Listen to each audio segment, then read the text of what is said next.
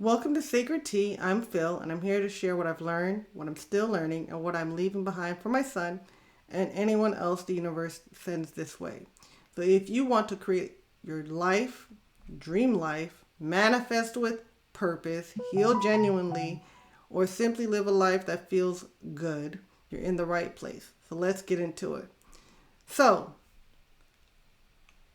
from our previous prayer video on, part 3, we're working on part 4. I know I talked about the emotional guidance scale, okay? And you're probably wondering, like, what is the emotional guidance scale? And basically, it's a ranking of emotions from highest, which is the most aligned with source, God, the angels, however you want to, describe it, to your lowest, most disconnected, right? You are not walking with God, right? Or least walking with God. The idea is that your emotions are guidance from your inner self, the God part of yourself, and the higher you that's on the scale. The more in tune you are with your true self, right? And the vibrations of your desires, the higher that you are. So, you're probably like, what is on this guidance scale, right? So from high to low, 1 is joy, appreciation, empowerment, love, freedom. That is when you are most in alignment with God. And so I would suggest, right? Or maybe not every day, but whenever you're feeling a strong emotion, okay, get yourself the emotional guidance scale. Look at it, review it, because I do it from time to time to see, like, where am I on the scale? Am I vibrating low? Am I vibrating high? Am I most in line with source, or I'm most disconnected? And so most in alignment, joy, appreciation, empowerment, love, freedom, most in alignment, right? And then passion, enthusiasm, eagerness, happiness, positive expectation, belief, optimism, hopefulness, contentment, boredom, pessimism, frustration, irritation, impatience, overwhelm or overwhelmment, right? Disappointment, doubt, worry, blame, discouragement, anger, revenge, hatred, jealousy, insecurity, guilt, unworthiness, and then at the very bottom, fear, grief, depression, despair, and powerlessness. Okay? So I would check in if I'm having like a strong emotion about something and I'm like, where am I on the scale?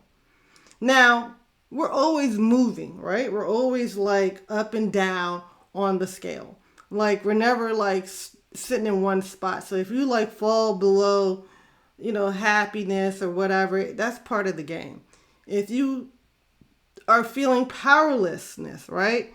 But then you are able to find a way to just feel just a little bit better than you did before, which now you're into rage. Like, okay, I felt powerless, but now I'm just pissed.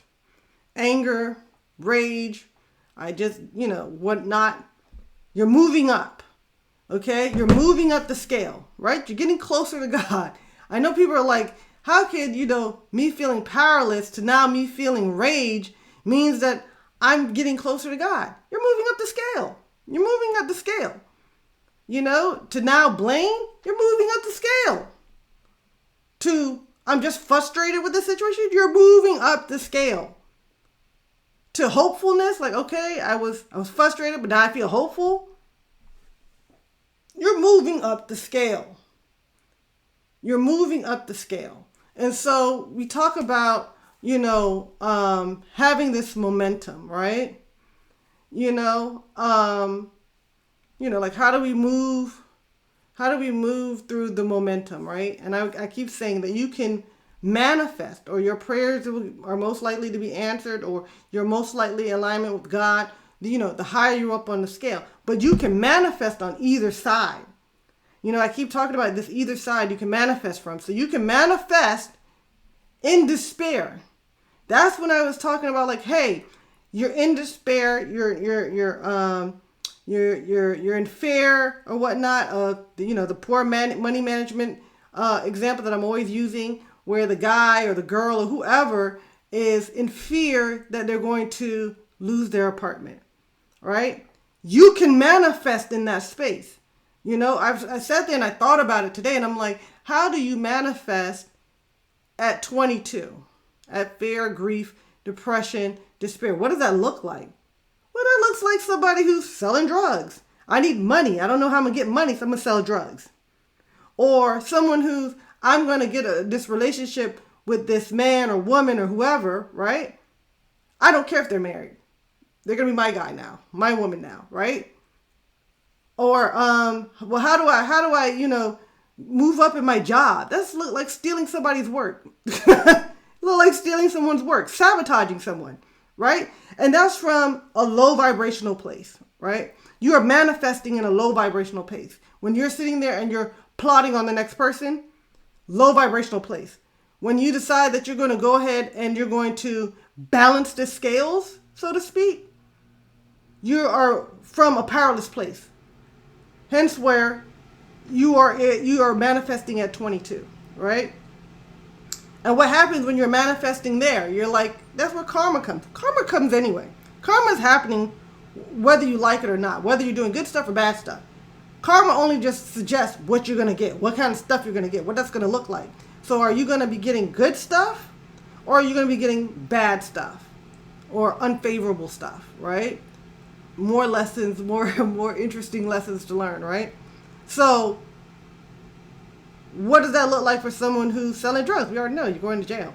What does that look like for someone who is, at the job stealing someone's work, getting fired? What does that look like for someone who is, sleeping with, a married man or woman or whoever, right? That married partner. Well, it looks like possibly having a child with that person, right? A child out of wedlock, having to be, a single household or whatever. Not saying that